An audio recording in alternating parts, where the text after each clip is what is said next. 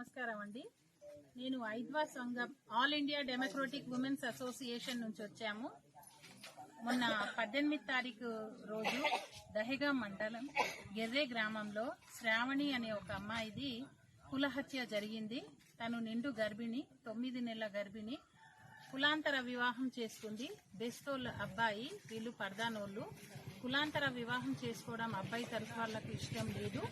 అందుకనే అబ్బాయి వాళ్ళ నాన్న, ఈ అబ్బాయి పేరు కుమార్ వాళ్ళ నాన్న సత్తయ్య, శేఖర్ వాళ్ళ నాన్న సత్తయ్య ఆ అమ్మాయి ఒంటరిగా ఉన్న సమయాన్ని చూసి అతి కిరాతకంగా గొడ్డలితోటి నరికి పుట్టబోయే బిడ్డని కూడా పొడిచి నరికి ఘోరాతి ఘోరంగా చంపేసిండు. అసలు ఈ విషయం అన్నది చాలా బాధాకరమైన విషయము.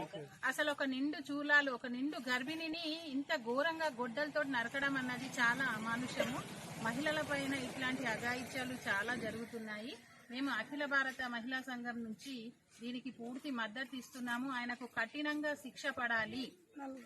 నలుగురికి, సత్తయ్య, కవిత, కుమార్ వాళ్ళ పెద్ద కొడుకు, వీళ్ళు నలుగురు కలిసి, శేఖర్, నలుగురు కలిసి ఆమెని నడి రోడ్డుపై నరికిండ్రు. ఇలాంటి సంఘటన జరగకుండా పోలీసు వారు కూడా కఠినంగా శిక్షించాలి. లేని ఎడల మేము మహిళా సంఘంగా చాలా దూరాన పెద్ద ఎత్తున ధర్నా కూడా చేస్తామని ఈ సందర్భంగా నేను తెలియజేసుకుంటున్నాను.